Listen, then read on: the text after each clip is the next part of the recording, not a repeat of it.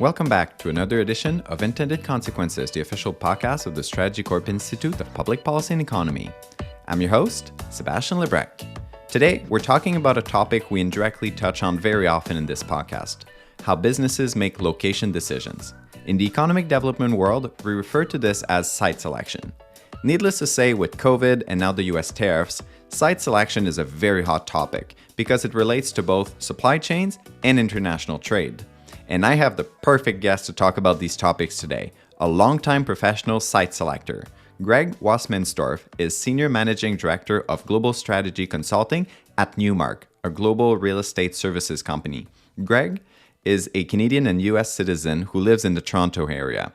He has 26 years of experience in corporate real estate, specializing in global business location strategy, site selection, economic incentives, foreign direct investment, and economic development supporting investment attraction.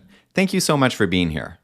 Okay, so let's level set to start our conversation. For listeners who might not know much about site selection, could you tell us what's the role of a site selector? Thanks for having me on the podcast.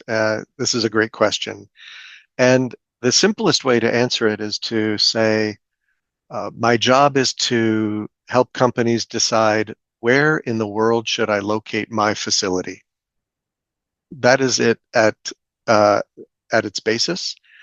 And that can apply to a single facility site selection decision, or it can be a re-examination of an entire facility footprint for larger companies that have facilities perhaps around the country or all around the world. There's something that we call footprint optimization across the entire portfolio. So companies, big and small, have important decisions to make about what country to be in, what markets to enter, what markets to exit, whether the facilities and the talent that they have in any given location are satisfying today's current business requirements. So again, it can be a single facility or it can be a blend of facilities that need to be taken or examined together. So what are some of the key dimensions that you look at when you assess locations? Yeah, so it's very comprehensive. And I'll say site selection is at its core using geography for competitive advantage. So there are a lot of things to examine in that case. At the beginning of every project, every site selection or location strategy engagement, we start with defining what are the critical location factors for that industry, for that company, and for that specific project. Because if you imagine a large company, they have a head office, they might have a research and development facility on site or somewhere else. They could have manufacturing, they might have distribution. All of these different functions might cohabitate, or they might be off in different facilities, indeed in different locations. So for every project, we're understanding, first of all, what are the critical location factors for that specific need? And then we move on to the actual evaluation of locations. And there's a funnel image where you start with a wide-ranging group of geographies, your universe of options at the beginning. And most clients don't say, I could go anywhere in the world. They're a little bit more focused than that, but it might be as broad as saying, it's time that we have a facility in Asia. Or we're a European company, and the question is, it's time for us to have a location in the Americas. Should it be the United States? Could it be Canada? Could it be Mexico? What's the advantage of being in Central or South America instead of North America? So we take the client through a process of looking at critical location factors, looking at cost factors and quality factors of location options, and then finding the right fit based on qualitative factors like business climate or regulatory environment. We're looking to mitigate risk of operating that business in certain locations, make sure the labor market suitability is appropriate to the business need. And then, of course, cost, one-time costs, ongoing operating costs, anything that is a location-sensitive cost is examined in a thorough site selection project.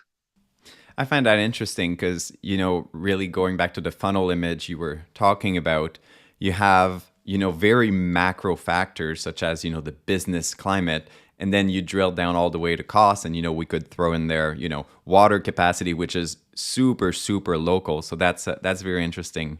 So we often hear the term investment ready or shovel ready. So we hear that all the time in economic development. So you're the person who literally looks at these things in terms of, assessing investment readiness for clients. So could you explain to us what does this mean in your world, and what can governments do to make land and communities investment ready? Yeah, I'm so glad you asked that. And we're really proud of the work that we've done in, in our team, not only for our corporate clients with their site selection decision making, but we've also supported governments and some utilities in key jurisdictions with their investment attraction strategy, including site readiness. And I'm really proud of the fact here in the Canadian context in Ontario that we supported the province of Ontario with their industrial land strategy, identifying new sites that could potentially be industrial sites for major project attraction. And the $6 billion PowerCo project in St. Thomas landed on a site that my team helped to identify and vet and evaluate and make sure that it was ready for attracting new investment. So this is not an inconsequential question. I mean, there are small projects, medium, large, and mega projects truly looking for places to land on any given day. So, the starting point to answer your question is really starting with the fact that land is not a site. Land is just land. And then a site, what people might say is a site, sometimes it's not an investment ready site or a shovel ready site. And there are lots of definitions of that. But the key to understanding shovel readiness is that companies, in addition to the site selection process and factors that we already talked about, where we're examining places and really disqualifying places that do not satisfy the quality and cost objectives that we are seeking for our client project. In addition to that, companies and their projects are seeking speed and certainty.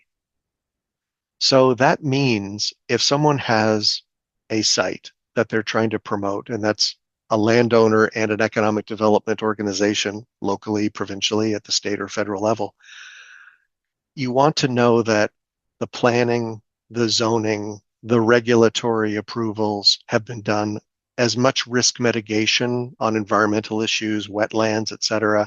Those studies have been done, that cultural and indigenous, historical, but also current claim considerations have been reviewed and either addressed or set aside because they're not relevant, and that utility provision is going to be sufficient for a project of a certain size. Understanding not every site is meant to be a mega site for a mega project, but how quickly and with what level of certainty can you provide power, natural gas, water, sanitary sewer, telecom services? Because it's not just the land, it's not just the site, it's all of that supportive infrastructure that makes a piece of land a site. I really like that answer because, oftentimes people think, okay, if the land is serviced, then it's shovel ready. But your answer kind of demonstrates that it's so much more than that. I really like what you said about speed and certainty. So I do want to make sure listeners don't think this is just a podcast about smokestack chasing. As we both know, business retention and expansion, or BR+E, it's a huge part of local economic development.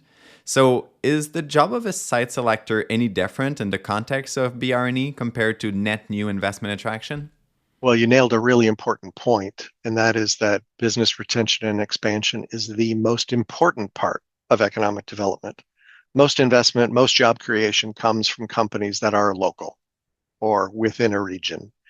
and they need to be nurtured and supported. And in fact, when we do site selection projects, one of the things that we are looking for are economic development groups who at the state, provincial, local level, they know their businesses. They know the industries that are active in their area because that means there's aftercare and there's an economic development profession at that local level that is well connected with the corporate and industry and community partners that would make a new project successful if it landed there. So we look at good BR&E practices as a bit of a clue that that might be a successful place for our client to land their project. So that would be my first point. And then the second thing is, I think all economic development practices or agencies or departments need to find their own balance between supporting local business growth and then targeting the right industries to attract new investment and expand local industry clusters. Because that can be very important for many of the companies and industries in which we work, where we're looking to fit into a community or a metropolitan area that has particular sector strengths. And as I said, we want to know that or have confidence that our client in their business operations are going to be a good fit within that industry cluster and with the economic development activity that is hopefully very robust at that local and regional level. That's very interesting. I suppose we have to talk about the big elephant in the room, the Oh, tariffs. do we? Do So we in have to your talk about that? I'm afraid we do. Okay. So in your in your opinion, what are the impacts of US tariffs on site selection? Are you noticing a shift in the type of factors clients are asking you about these days? Yeah, it's enormously disruptive for companies thinking about the U.S. market. I- I've over the last year sort of come to think of companies responding in three different ways. I think, or maybe it's four different ways. I'll say four. The first group of companies were already leaning toward investing in the United States, and maybe they have been thinking about it for years. And when the tariffs changed and the tone politically changed, they said, okay, there's no better time. We're going to finally do it. And they went ahead and their decision was accelerated.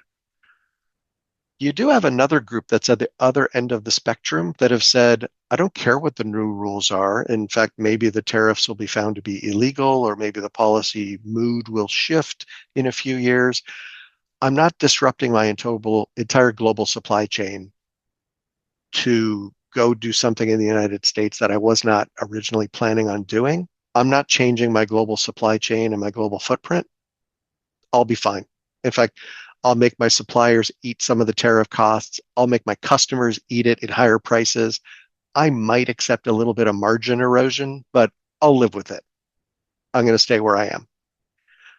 You've got the biggest group, which is the third group, are companies that just can't decide what to do at the moment. It's a politically charged decision, but it's also economically and from a business perspective, a difficult decision. Just because you land in the United States, which some would say, well, you're getting behind the tariff wall, you'll be fine. But if you're still sourcing inputs into your products globally, they will still attract tariffs, which means your business costs are still going up to some degree. So the decision is not as easy as some might like you to think. So there's a lot of feasibility work going on, a lot of scenario planning going on. And that's where we do a lot of work with our clients. And then last comment, there's a fourth group of companies that I've noticed, especially in the last, say, 4 months, 3 months, who are making big, big announcements. And I call them the brag and delay group. And they may proceed with their projects, but what we've seen many examples now where companies have been on track to maybe make a 50 or $100 million investment. and there's some political pressure applied, and then next thing you know, they're talking about $500 million of investments, et cetera. Yeah, but those are for 10 years from now, and no one has a crystal ball that looks that far into the future. So for those projects, we'll have to wait and see what happens.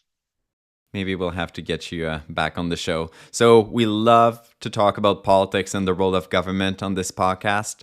So, site selection is an interesting beast because sometimes all three levels of government can be involved, depending on the nature of projects. So, I'm sure you've seen it all. So, could you tell us about the politics of site selection?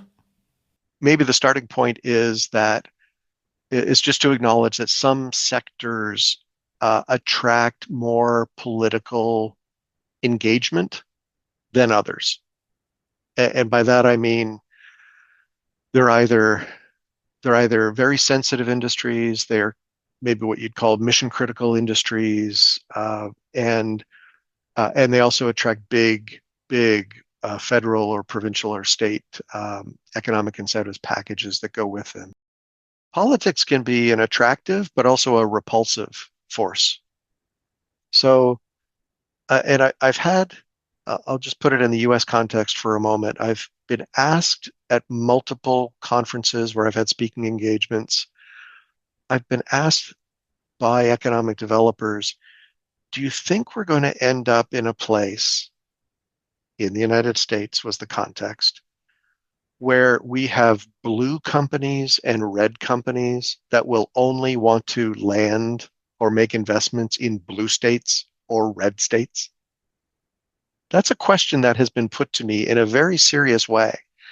And so this is what I mean by the fact that politics can be both an attractive and a repulsive force. So I'll say this for myself, for our practice, and I think for most site selection consultants, we tend to focus more on policy than on politics. Regardless of political party, I would say uh, a lot of a lot of the effectiveness with respect to investment attraction is really more about personality more than it is about political party. And I'm talking about premiers or ministers of economic development or governors who tend to be very engaged in economic development, and they are great spokespeople for their jurisdiction, and they are just on the trail seeking new investment all the time. And then there are others who do not seem to care one iota about the economic development file. And I've seen both.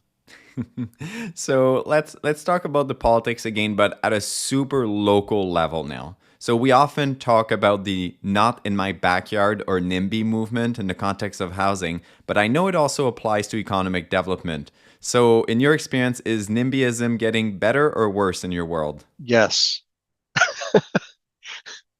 I say yes because it's both. It is such a local um, expression of being either pro-business or anti-business, pro-growth or anti-growth.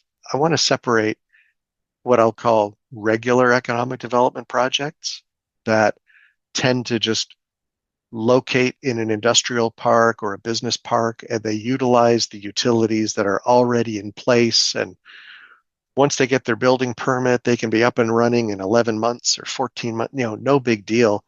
That's a very different situation than showing up with a mega project where now you're asking for power that exceeds the amount of power that the entire city uses, and you want it on one site. You're asking for water that consumes 60% of what the entire city uses. Like the scale of some of these projects are so enormous that it's natural for some resistance and concern to be raised. And a good site selection project should be able to identify those potential concerns in advance and have a communications strategy and an engagement strategy with senior and lower levels of government so that those valid concerns can be addressed in advance. No, for sure. So now I'm going to get you to take out the crystal ball and looking to the future. What are some of the macro trends that might impact site selectors? So I'm the only Canadian consultant who is a member of the Site Selectors Guild, which is an organization of the top location strategy consultants globally. We do an annual survey, and in our 2025 State of Site Selection, identifying the top factors for site selection, tariff-related federal policies were not even on the list last year.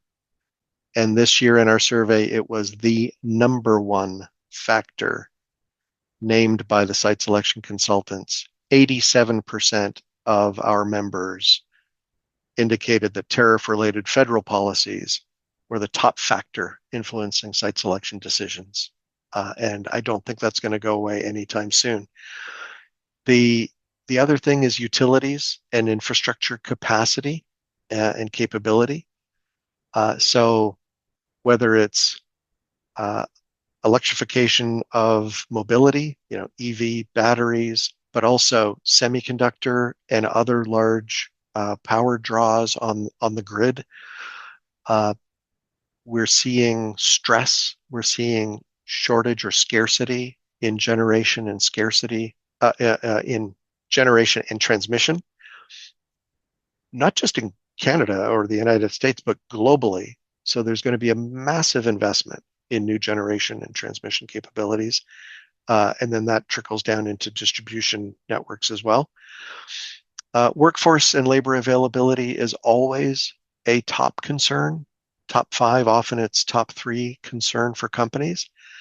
And more than ever, even with AI in some sectors displacing some labor, some work, what is absolutely true with AI, with automation, with new technologies, the nature of work is changing, the skills needed in the workforce are changing, the need for high-level skills, construction, trade-related skills, that continues to go up, and there are some acute shortages.